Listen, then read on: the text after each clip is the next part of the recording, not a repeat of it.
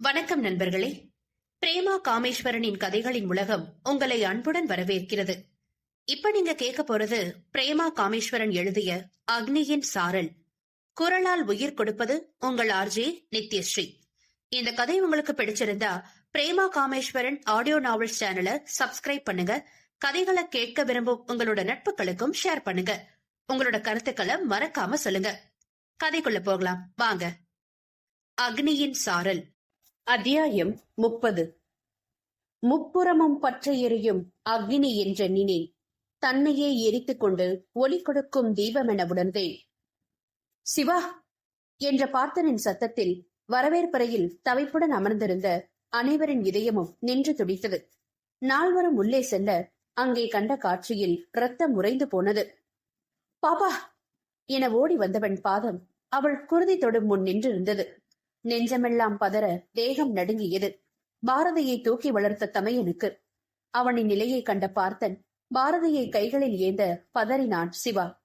அப்பொழுதும் தங்கையின் ரத்தம் படாமல் சுற்றி வந்தவன் பார்த்தனுக்கு அருகில் போய் தங்கையின் மேல் பகுதி உடலை தாங்க கை நீட்ட பார்த்தன் மனைவியின் இடுப்போடு சேர்த்து தூக்கி கொண்டு விரைந்து சென்றான் வீட்டின் வாயிலுக்கு. நிலையை கண்ட வானதி பதறி ஓடி வண்டியை எடுத்து வாயிலில் நிறுத்த ஆண்கள் இருவரும் பாரதியை உள்ளே ஏற்றினர். கவிதாவும் தயாளனும் முன்னும் பின்னும் அமர வானதி கைகளில் வண்டி பறந்தது. மடியில் ஏந்தி இருந்த தங்கையின் முகத்தை நினைத்தது அண்ணனின் கண்ணீர். ஒண்ணுலடா பாப்பா, ஒண்ணுலடா குட்டி என 1000 முறை சொல்லிக் கொண்டே இருந்தான் சிவா. சிவாவின் சட்டை பையில் இருந்த அவனது கைபேசி எடுத்து தான் வேலை பார்க்கும் மருத்துவமனைக்கு அழைத்த சாரதி தன் மனைவி நிலையை கூறி அவசர சிகிச்சைக்கான ஏற்பாடுகளை செய்ய சொன்னான். அடுத்ததாக பாரதிக்கு இத்தனை நாட்கள் பார்த்து கொண்டிருந்த மருத்துவருக்கும் அழைப்பு விடுத்து பாரதி நிலையை கூறி மருத்துவமனை வருமாறு ஏற்பாடுகள் செய்தான். நிமிடங்களில் இந்த வேலைகளை செய்து முடித்தவன் தன் மனைவியின் முகத்தை பார்த்தான். பாதத்தை மடியில் வைத்திருந்த பார்த்தனின் பட்டு உடை இரத்தத்தால் செந்நிறம் கொண்டிருந்தது. உயிர் காக்கும் மருத்துவம் படித்தும் ஒன்றும் செய்ய முடியாத வண்ணம் தன் கைகளை கட்டியிருக்கும் இந்த பயண தூரத்தை வெறுத்தான் அந்த மருத்துவன். மயக்கமும் இல்லாத விழிப்பும் இல்லாத ஒரு நிலையில் இருந்தாள் பாரதி. கண்களை மூடி மூடி திறந்தவளை பார்த்த பெற்றவர்களின் மனம் புண்ணாய் போனது. கலங்கி தவித்து எதுவும் செய்ய இயலாது தன்னோடே போராடும் மகனையும் மருமகனையும் பார்த்த தயாளனின் உள்ளம் பெரும்பாடு பட்டது. ஆனாய் கவிதாவின் தாயுள்ளம் ரத்தம் சிந்தியது. தன் மகளின் நிலை கண்டு கண்களில் வழியும் கண்ணீரை துடைத்துக் கொண்டு முடிந்த அளவு வேகமாய் வாகனத்தை செலுத்தினாள் வானதி. விடாது இறைந்தது வண்டியின் ஹாரன் சத்தம். 1 மணி நேர பயண தூரத்தை 40 நிமிடங்களில் கடந்திருந்தாள் வானதி. மருத்துவமனையின் வாயிலில் வேகமாய் வந்த வண்டி கிரீச்சிட்டு நின்றது. பார்த்தன் சொல்லியிருந்த முன்னேற்பாட்டின்படி மருத்துவமனையின் வாயிலில் அனைத்தும் தயாராக இருந்தது. காரில் இருந்த பாரதி இறக்கப்பட்டு மருத்துவமனையின் உள் அவசர பிரிவிற்கு அழைத்துச் செல்லப்பட்டாள். பார்த்தனும் அவசர சிகிச்சை அறையினுள் நுழைந்தான். மற்றவர்கள் வாசலில் நின்றனர். பாரதியின் மகப்பேறு மருத்துவரும் உடன் இருக்க சிகிச்சை ஆரம்பமானது. இரத்த அழுத்தம் சோதிக்கப்பட அது உச்சத்தில் இருந்தது. அதை கண்ட மகப்பேறு மருத்துவர் பார்த்தனை பார்த்தார். How is this possible, Parthi? What's happening? எத்தனை தடவை சொல்லியிருக்கேன் டென்ஷன் ஆகாம பாத்துக்கோன்னு. கொஞ்சமா கேட்க மாட்டீங்களா? புருஷனை பொண்டாட்டியும் போன வாரம் வந்தப்போ நல்லா இருந்த பொண்ணுக்கு எப்படி இப்படியாச்சு? அன்பிலீவபிள் பார்த்தி என்று கடிந்து கொண்டவர் மேற்கொண்ட தேவையான சிகிச்சைகளை ஆரம்பித்தார். இரத்த அழுத்தத்தை கட்டுக்குள் கொண்டு வர தேவையான மருந்துகளை ஊசியின் மூலம் செலுத்தினார். படிப்படியாக இரத்த அழுத்தம் குறைய ஆரம்பிக்க குழந்தைக்கான பரிசோதனைகளை மேற்கொண்டார். பார்த்தி, பேபியோட கண்டிஷன் எப்படி இருக்குன்னு தெரியல. சோ அல்ட்ராசவுண்ட்ஸ் ஒண்ணு பண்ணணும். பிளசன்டல் அப்ரேஷனா, இன்டர்னல் ப்ளீடிங், எக்ஸ்டர்னல் ப்ளீடிங் என்ன பிரச்சனைன்னு பார்க்கணும் என சொல்லிக்கொண்டே வந்தவர் திரும்பி பார்த்தனை பார்த்தார். முதல்ல போய் டிஸ்சார்ஜ் பண்ணு. இதோட வந்தனா அவளுக்கு இன்ஃபெக்ஷன் ஆயிடும். அது வரைக்கும் நான் பாத்துக்கிறேன், நீ போ என்றபடி தன் கையுறையை கழட்டினார் அந்த மகப்பேறு மருத்துவர். அவசர சிகிச்சை அறையை விட்டு வெளியே வந்த பார்த்தனை நால்வரும் சூழ்ந்து கொள்ள அவர்களை பார்த்தவனின் முகமும் துயரத்தை பிரதிபலித்தது. எத்தனையோ பேருக்கு சொல்லியிருக்கேன், ஆனா இன்னைக்கு என் குடும்பத்துக்கும் அதே வார்த்தையை நான் சொல்லுவேன்னு நினைக்கல என மனதோடு நினைத்தவன் ட்ரீட்மெண்ட் போயிட்டு இருக்கு என்றபடி தன் அறைக்கு சென்று அங்கேயே இருந்த தன் மருத்துவமனை உடை ஒன்றை அவசர அவசரமாக மாற்றிக்கொண்டு வந்தான். அவன் வந்த பிறகு மருத்துவர் சொன்னபடியே அனைத்து ஆய்வுகளும் மேற்கொள்ளப்பட்டது. நஞ்சு கொடி தகர்வு பிளாசென்டல் அப்ரப்ஷன் ஏற்பட்டிருந்தது பாரதிக்கு. பொதுவாக 200 கர்ப்பிணி பெண்களில் ஒருவருக்கு இந்த நிலை ஏற்படுகிறது. இந்த நிலை ஏற்படுவதற்கு பல காரணங்கள் கூறப்படுகிறது. இரத்த அழுத்த மாறுபாடு, கர்ப்ப காலத்தில் ஏற்படும் அதிர்ச்சிகள், புகைப்பிடித்தல், மது அருந்துதல், போதை மருந்து உட்கொள்ளுதல் என பல காரணங்கள் கூறப்படுகிறது. சிலருக்கு இயற்கையாகவே ஏற்படலாம். லேசான அறிகுறிகளோடு நஞ்சு கொடி தகர்வு ஏற்படுமாயின் ஓய்வானது பரிந்துரைக்கப்படுகிறது. ஆனால் கர்ப்ப காலத்தின் கடைசி நிலையில் இந்த பாதிப்பு ஏற்படுமாயின் அதற்கு பிரசவம் செய்வதே முறையான சிகிச்சையாகும். பிளட் லாஸ் கண்ட்ரோல் பண்ணாலும் பிளட் டிரான்ஸ்பியூஷன் பண்ற மாதிரி வரும் பார்த்தே. அட்லீஸ்ட் 1 யூனிட் தேவைப்படும். பிளட் பிரஷர் இன்னும் நல்லா குறையணும். டைம் வேற போயிட்டே இருக்கு. Crucial hours. சி செக்ஷன் பண்ண அனஸ்தீஷியா கொடுக்கணும். அரேஞ்ச் பண்ண சொல்லு. மேக் இட் ஃபாஸ்ட் என கடகடவென உத்தரவுகள் பிறப்பித்துக் கொண்டே பாரதியை பரிசோதித்தார். 1000க்கும் மேற்பட்ட குழந்தைகளை இந்த மண்ணுக்கு பத்திரமாக கொண்டு வந்து சேர்த்த அந்த மகப்பேறு மருத்துவர். பாரதி, 2 உயிர் இப்போ உன் கையில தான் இருக்கு. நீ தைரியமா இருந்தாதான் உன் குழந்தை இந்த மண்ணுக்கு வரும். You're a strong girl. உன்னால முடியும் என அரை மயக்கத்தில் இருந்த பாரதியிடம் கூறினார் மருத்துவர். சிகிச்சை தாமதிக்கும் ஒவ்வொரு மணித்துளியும் 2 உயிர்களுக்கும் பாதிப்பை தர வல்லது. 6 மணி நேரத்தை கடந்தால் மரணம் அல்லது கோமா நிலை ஏற்படவும் வாய்ப்புகள் உள்ளது. அதன் பிறகு சிகிச்சைகள் வெகு வேகமாக நடைபெற்றது. மயக்கவியல் மருத்துவர் வந்து தம் பணியை செய்ய அடிவயிற்றில் செய்யப்பட்ட அறுவை சிகிச்சையின் மூலம் அவர்களின் இளவரசன் இந்த மண்ணிற்கு கூட்டி வரப்பட்டான். 9வது மாத தொடக்கத்தில் என்றாலும் குறிப்பிட்ட நாட்களுக்கு முன்பாக குழந்தை பிறந்ததால் இன்குபேட்டரில் இருந்தால் குழந்தைக்கு நல்லது என கூறினார் குழந்தைகள் நல மருத்துவர். குழந்தை பிறந்து அவன் நன்றாக இருக்கிறான் என மருத்துவர்கள் கூறியதை கேட்டபடியே மயக்கத்திற்கு சென்றாள் பாரதி. அதுவரை தன் கையை பற்றி இருந்த மனைவியின் கரம் நெகிழவும் அதிர்ந்து பார்த்தான் சாரதி. பாரதியை பரிசோதித்துக் கொண்டிருந்த மருத்துவர் பார்த்தனின் அதிர்ச்சியை கண்டார். நத்திங் டு ஒரி பார்த்தி, நார்மலான மயக்கம்தான். கரெக்ட் டைம் கொண்டு வந்து உடனே ட்ரீட்மெண்ட் ஸ்டார்ட் பண்ணதுனால ப்ராப்ளம் எதுவும் இல்ல. கொஞ்சம் கவனமா பாத்துக்கோ என்ன என்றபடி தன் பணியை செய்தார். குழந்தை இன்குபேட்டர் அறைக்கு கொண்டு செல்லப்பட தையல் போடப்பட்ட பாரதி அறைக்கு மாற்றப்பட்டாள். மனம் பதைக்க சிகிச்சை அறைக்கு வெளியே நின்றிருந்த பாரதியின் குடும்பம் பதறி அவள் பின்னே சென்றது. அனைத்து வேலைகளையும் முடித்துவிட்டு தன்னை சுத்தம் செய்து கொண்டு வந்த மருத்துவரின் முகத்தை பயத்தோடு ஏறிட்டு பார்த்தனர் 4வரும். பயப்படுற மாதிரி ஒண்ணும் இல்ல, குழந்தை நல்லா இருக்கான். சொன்ன டேட்டுக்கு முன்னாடி பிறந்ததுனால இன்குபேட்டர்ல வச்சிருக்கோம். பாரதியும் நல்லா இருக்கா. கொஞ்சம் பிளட் லாஸ் இருந்ததுனால மயக்கமா இருக்கா. மத்தபடி பயப்படுற மாதிரி எதுவும் இல்ல, சரியா என புன்னகை முகமாய் கூறிய மருத்துவர் பார்த்தனின் தோளில் தட்டி கொடுத்துவிட்டு வெளியேறினார். தாயும் சேயும் நலம் என்ற வார்த்தையை கேட்ட பின்னரே அனைவரின் மூச்சும் சீரானது. தயாளனும் கவிதாவும் குழந்தையை காண விரைய சிவாவும் வானதியும் பாரதியின் அருகில் இருந்தனர். அன்று இரவு பாரதி கண்விழிக்கும் வரை யாரும் இருந்த இடத்தை விட்டு நகரவே இல்லை.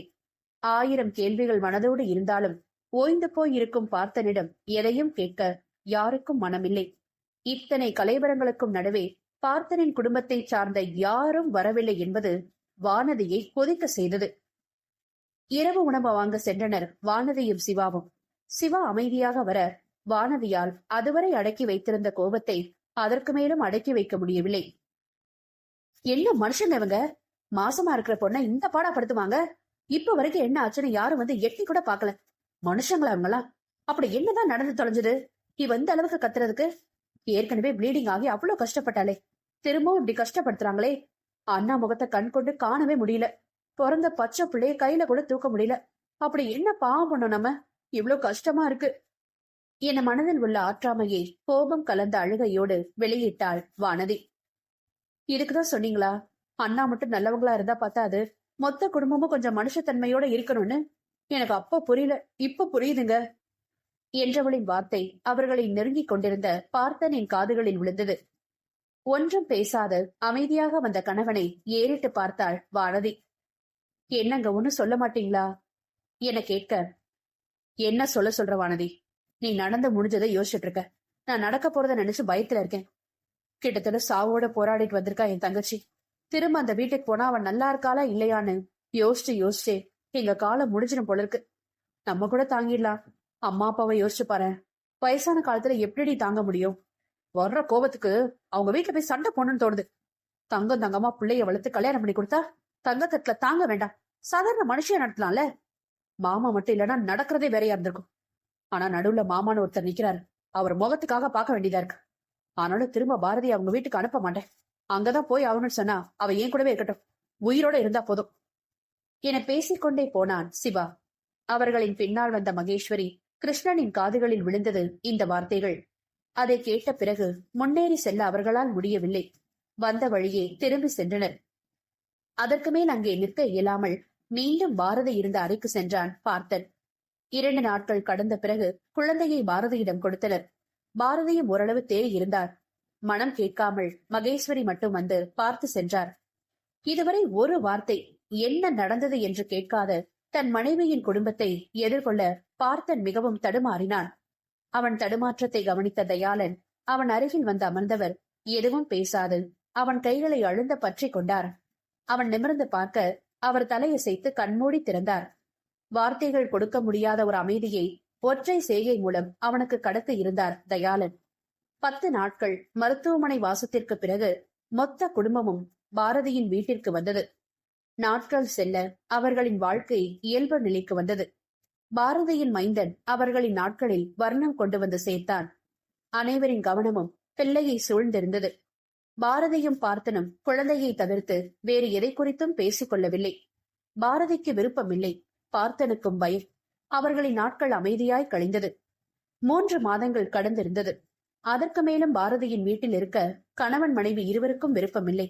தங்கள் வாழ்வின் அடுத்த கட்டம் குறித்து இருவரும் பேச வேண்டிய கட்டாயம் வந்தது. குழந்தையின் உடைகளை மடித்து வைத்துக் கொண்டிருந்தாள் பாரதி. கதவை திறந்து கொண்டு கணவன் வரும் சத்தம் கேட்டு திரும்பி பார்த்தாள். என்னப்பா, ரொம்ப வேலையா? இவ்வளவு லேட் ஆயிடுச்சு? இப்பதான் வானதி தூக்கிட்டு போனா குட்டிய என அவன் கேட்காமலே கூறியவளின் பேச்சை கேட்டுக்கொண்டே குளியலறை சென்றவன் குளித்துவிட்டு அவள் அருகில் வந்து அமர்ந்தான். 3 மாசம் ஆச்சு பாரதி என மெதுவாக ஆரம்பித்தான் பார்த்தன். பாரதி அமைதி காக்க பார்த்தன் அவள் முகம் பற்றி தன் முகத்தை காண வைத்தான். கொலையே பண்ணிட்டு வந்திருந்தாலும் பெத்தவங்களால பிள்ளைய தள்ளி வைக்க முடியாது. அவங்களுக்கு நான் எப்படியோ அதே போலதான் கிருஷ்ணனும். எனக்காக அவனை ஒதுக்கியெல்லாம் வைக்க முடியாது அவங்களால. அதுவும் இல்லாம இவனால அந்த பொண்ணுக்கு எந்த பாதிப்பும் இல்லைன்னு பொண்ணு வீட்லயே சொல்றாங்க. அவங்க பொண்ணை இப்போ ரொம்ப நல்லா இருக்காளாம் அமெரிக்கால. அவன் ஃப்ரெண்ட்ஸ் கிட்ட அம்மா விசாரிச்சிருக்காங்க என அவன் நிறுத்த, அதுக்கு என அவன் கண்களை ஆழமாய் பார்த்தாள் பாரதி. நாம தனியா போயிடலாம் என ரத்தின சுருக்கமாய் விஷயத்தை சொன்னான் பார்த்தன். ஒன்றும் பேசாமல் அவன் முகத்தையே பார்த்திருந்தாள் பாரதி. எனக்கு வேறு வழி தெரியல, அதனாலதான் வீடு பார்க்க சொல்லியிருந்தேன். இன்னைக்குதான் ஒரு நல்ல வீடு அமைஞ்சது, அட்வான்ஸ் கொடுத்துட்டு வந்தேன். அத்தை மாமா எல்லார்கிட்டையும் சொல்லணும். நல்ல நாள் பார்த்து குழந்தையோட நம்ம வீட்டுக்கு போகணும், வா என அவள் பதில் எதையும் எதிர்பார்க்காமல் கையோடு அழைத்து சென்றான். பார்த்தன் விஷயத்தை சொல்ல பாரதியின் குடும்பமும் கேட்டுக்கொண்டது. எந்த ஒரு கருத்தும் சொல்லாமல் தன் முடிவுகளை ஏற்றுக்கொள்ளும் மனைவியின் குடும்பத்தை பார்க்கும் பொழுது தன் வீட்டோடு ஒப்பிட்டு பார்க்காமல் இருக்க முடியவில்லை பார்த்தனாள். இது குறித்து அவன் வீட்டில் பேச ஒரு பிரளயமே வெடித்திருந்தது. மகேஸ்வரி அழுகையில் கரைய ராஜனின் வார்த்தைகள் விஷத்தை கக்கியது. இருமனதாய் இருந்தவன் அதன் பிறகே தன் முடிவில் உறுதி கொண்டான். இத்தனை நாள் எப்படி சொல்வது என்று மனதிற்குள் வைத்து மறுக்கிக் கொண்டிருந்த விஷயத்தை மாமன் எளிதாக தீர்த்து வைத்ததில் சிவாவின் மனது அமைதியானது. வானதியின் மகிழ்ச்சி அப்பட்டமாய் அவள் முகத்தில் தெரிந்தது. பெற்றவர்கள் இருவரும் அவர்களது முடிவை அமைதியாக ஏற்றுக்கொண்டனர். பேச வேண்டிய பாரதியோ எதுவும் பேசாமல் அமைதி காத்தாள். இருவரின் பெற்றோர்கள் இருந்த இடத்திற்கு மத்தியில் அமைந்திருந்தது சாரதை பார்த்திருந்த வீடு. குழந்தையின் 4ஆம் மாத துவக்கத்தில் புது வீட்டில் தங்களது வாழ்க்கையை ஆரம்பித்தனர் பார்த்தன் பாரதி தம்பதியினர். பால் காய்ச்சி இரவு உணவு முடியும் வரை அவர்களோடு இருந்த பாரதியின் குடும்பம் விடை பெற்று செல்ல வந்திருந்த மகேஸ்வரியும் தமது வீட்டுக்கு கிளம்பினார். அவரை கொண்டு போய் வீட்டில் இறக்கிவிட்டு வந்த பார்த்தன் தன் வண்டியை வீட்டின் முகப்பில் நிறுத்திவிட்டு உள்ளே வந்தான். கவிதாவின் புடவையில் கட்டப்பட்டிருந்த தொட்டியில் தூங்கிக் கொண்டிருந்தான் அவர்களின் மகன். குழந்தையின் அருகே அமர்ந்திருந்த பாரதி வண்டி நிறுத்தும் சத்தம் கேட்டு வாயிலை பார்க்க பார்த்தன் உள்ளே நுழைந்தான். மனைவியை பார்த்து கொண்டே உள்ளே நுழைந்தவன் படுக்கை அறை சென்று இரவு உடை மாற்றிக்கொண்டு பாரதியின் அருகில் வந்து அமர்ந்தான். வந்தவனின் தோளில் மௌனமாய் தலை சாய்த்தாள் பாரதி. என்னடா என்றான் பரிவாக. இத்தனை மாதங்கள் கடந்தும் மனம் விட்டு பேசிக் கொள்ளவில்லை பார்த்தனும் பாரதியும். தங்கள் கூட வந்து சேர்ந்த நிம்மதியில் பாரதியின் வாய்ப்போட்டு மெதுவாய் தகர்ந்தது. அன்றே பேசி முடித்துவிட முடிவு செய்திருந்தாள் பாரதி. ரொம்ப கஷ்டமா இருக்கா? ரொம்ப கஷ்டப்படுத்துறேனா? கஷ்டமாதான் இருக்கு. ஆனா அதுக்கு காரணம் நீ இல்ல. எதை பத்தியும் பேச எனக்கு இஷ்டம் இல்ல. பேச வேண்டாம். பேசுறதுனால எதுவும் மாற போறதில்ல. முடிஞ்சது முடிஞ்சதாவே இருக்கட்டும். ஆனா மனசுக்குள்ள வச்சு வச்சு மூச்சு அடைக்குது. ஒரு தடவை உன்கிட்ட எல்லாத்தையும் சொல்லிட்டா நான் நிம்மதியா இருப்பேன். அதுதான் உனக்கு நிம்மதினா சொல்லு. நீ கேட்டது ஒரே ஒரு ஆடியோ மட்டும்தான். ஆனா அதுல அவ்வளவு ஆடியோஸ் இருந்தது. அதை விட போட்டோஸ். அந்த போட்டோ பத்தி நான் எப்படி உன்கிட்ட சொல்ல முடியும்? அதெல்லாம் அப்பதான் எடுத்தது இல்ல. உன் தம்பி காலேஜ் சேர்ந்து எப்ப அந்த பொண்ணை லவ் பண்ண ஆரம்பிச்சானோ மந்த் வைஸ் அவ்வளவு போல்டர்ஸ் இருந்தது. அவ்வளவு கண்ணி. அப்படி பயம் இருக்கிறவன் எதுக்கு அந்த பொண்ணை லவ் பண்ணணும்? என்னால அதைத்தான் ஜீரணிக்க முடியவே இல்ல. அந்த பொண்ணு அவனை நம்பி இருக்கா. ஆனா அவன் அதுக்கான மரியாதையை சுத்தமா கொடுக்கல. இன்னும் சொல்ல போனா அவளை யூஸ் பண்ணி ஏமாத்திருக்கான். தாங்கவே முடியலடா என்னால. என்ன சொன்னாலும் என்னால அவன் பண்ண விஷயத்த மறக்கவோ மன்னிக்கவோ முடியவே முடியாது. இப்ப வரைக்கும் எனக்கு வர்ற கோபத்துக்கு உன் தம்பியை தூக்கி உள்ள வைக்கணும்னு ஆத்திரமா வருது. ஆனா அந்த பொண்ணு வாழ்க்கை பாதிக்கப்படுமேன்னு ஒரே காரணத்துக்காக தான் அமைதியா இருக்கேன். எப்போ எங்க பார்த்தாலும் கண்டிப்பா அடிச்சிருவேன். அவனை பார்க்காம இருக்கிறதா அவனுக்கு நல்லது என அப்போதும் உஷ்ணம் குறையாமல் கூறினாள் பாரதி. அது புரிஞ்சதுனாலதான் தனியா வீடு எடுத்திருக்கேன். உன் குடும்பத்தை விட்டு உன்னை பிரிச்சுட்டேனா? என் மேல வருத்தமா பார்த்தி? இந்த விஷயத்த பேசுறது இதுவே கடைசியா இருக்கட்டும் பாரதி. நீ பிரிக்கல ரதி. அத முதல்ல தெளிவா புரிஞ்சுக்கோ. நிஜமா உன்னை பார்க்கும்போது பிரமிப்பா இருக்குடி. யாரோ ஒரு பொண்ணுக்கு நடந்ததுன்னு நினைக்காம பண்ணது புருஷன் தம்பியா இருந்து கூட எனக்கு என் ஃபேமிலி மேல இருந்த பாண்டிங் தெரிஞ்சோ தப்பு தப்புன்னு அடிச்சு சொன்னல. இந்த விஷயத்துல நான் எப்படி ரியாக்ட் பண்ணுவேன்னு உனக்கு நிச்சயமா தெரியாது. ஆனாலும் தப்புன்னா தப்புதான். எவன் என்ன நினைச்சாலும் என்ன நடந்தாலும் கவலை இல்லைன்னு ஒரு பொண்ணு அவனோட கோவத்தை காட்டின பாரு, பெரிய விஷயம். உன் இடத்துல வேற யார் இருந்தாலும் குடும்பம் தன்னோட வாழ்க்கை தான் முக்கியம்னு நினைச்சிருப்பாங்க. ஆனா நீ இது போலதான் வானதி கிட்ட உன்னோட சீனியர் வாழ்க்கையில நடந்த தப்புக்காக கோவப்பட்ட. அன்னைக்கே முகம் தெரியாத உன்னோட நியாயமான கோவம் பிடிச்சது. இப்போ இத்தனை நாள் உன் கூட வாழ்ந்த பிறகு உன்னை புரியாம போகுமா? அவள் முகத்தில் நிலைத்த பார்வையோடு கூறிய பார்த்தனையே கண்ணிமைக்காத பார்த்தாள் பாரதி. இறுக்கி அணைத்தவன் தன்னவளின் நெற்றியில் முத்தமிட்டவன் மீண்டும் தொடர்ந்தான். வருத்தம் அது இல்லாம இல்ல. அம்மாதான் பாவம். ஆனா இதுக்காகலாம் பார்த்து ஒன்ன என்னால இழக்க முடியாது. அது எங்க அப்பா குடும்பம். அவங்களுக்கு செய்ய வேண்டியதை கண்டிப்பா செய்யத்தான் போறேன். ஆனா ஏன் குடும்பம் நீங்க 2 பேரும் தான். அது உனக்கு புரிஞ்சா போதும். என் வாழ்க்கை நீங்க தான் என மனைவிக்கு உணர்த்தும் வண்ணம் அழுத்தமான குரலில் கூறியவனின் மார்பில் சாய்ந்து கொண்டாள் பாரதி. இத்தனை பெரிய முடிவை எடுக்க அவன் மனதால் எத்தனை வேதனையை அனுபவித்திருப்பான் என புரியாமல் இல்லை. தனக்காக ஒவ்வொன்றையும் பார்த்து பார்த்து செய்யும், சொல்லாமலே தன்னை புரிந்து கொள்ளும் பார்த்தன் மேல் எல்லையில்லா காதல் பொங்கியது பாரதிக்கு. தவறை சுட்டுவதில் அக்னியாய் இருப்பவள் தன் காதல் கொண்டு அணைக்கும் தன்னவனுக்கு என்றும் தன்மையான அக்னியின் சாரலாக இருப்பாள். அக்னியின் தாக்கம் குறையாமல் அவனும் அக்னியின் சாரலில் நனைத்த வண்ணம் அவளும் என இருவரும் தங்கள் காதல் கொண்டு நித்தமும் தங்களை புதுப்பித்துக் கொள்ளட்டும். நேரம் ஒதுக்கி இந்த கதையை கேட்ட உங்களோட அன்புக்கு என் பெரு நன்றிகள். மீண்டும் அடுத்த அத்தியாயத்தில் உங்களை சந்திக்கும் வரை உங்களிடமிருந்து விடைபெறுவது உங்கள் பிரேமா காமேஸ்வரன் மற்றும் RJ நித்யஸ்ரீ. நன்றி, வணக்கம்.